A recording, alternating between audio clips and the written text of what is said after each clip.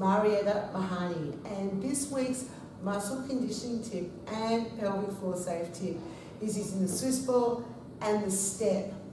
And what we're going to be doing with the step is use it for an elevated platform, so we're not going to be stepping up and down. So what you'll need to do is get yourself so that you're sitting behind the length of the step. If you're an instructor, just set people up so that they're quite some distance away to begin with, because they're going to walk their feet forward. So you're going to walk your feet forwards until you can put your feet up on the step and your head is supported by the ball. So head, neck and shoulders are on top of the ball. Now today we're working back, glutes and hamstrings. So we're going to do the classic bridging action that you normally see with the feet on the floor. The difference is the height that you'll be able to push yourself up against gravity. So you lift yourself up a little bit higher, and because you've got a narrow base of support, like you've got to get your feet on the step, it just adds that little bit of an increase of intensity because you're thinking, I don't want to fall off. Yep, so that's the goal. All right, so you're just lifting up and down. So this is what I call level 1, and this is pelvic floor safe. So great exercise, we like the bridge. Also, you want to keep the ball nice and still while you're performing this exercise. So you're going to go up and down.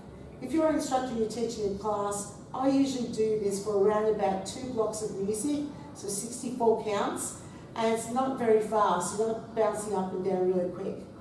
So then level 2 is to lift an alternating leg off the step. So lift up and come back down, lift up and come back down.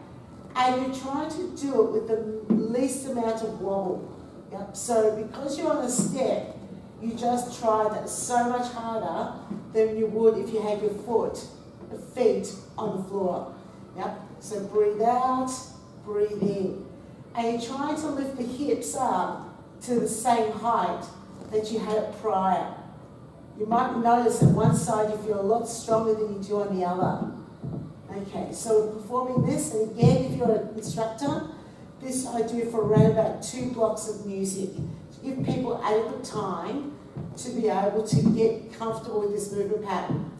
So then, third option, extend one leg out along the step and just lift the leg up and down. Now, what makes this exercise more challenging is that you are focusing on one side, and therefore you're going to get a lot more fatigue on one side and then more fatigue on the other when you switch legs.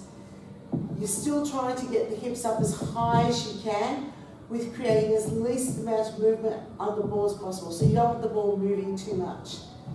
You're really going to feel this in your lower back and your buttocks as well as your hamstrings. So I'm going to just switch legs to the other side.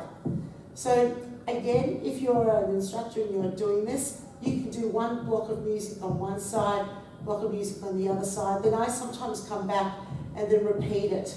So there's not too long on one side because it can get a little, people's technique can start to fail considerably. So that's option 3.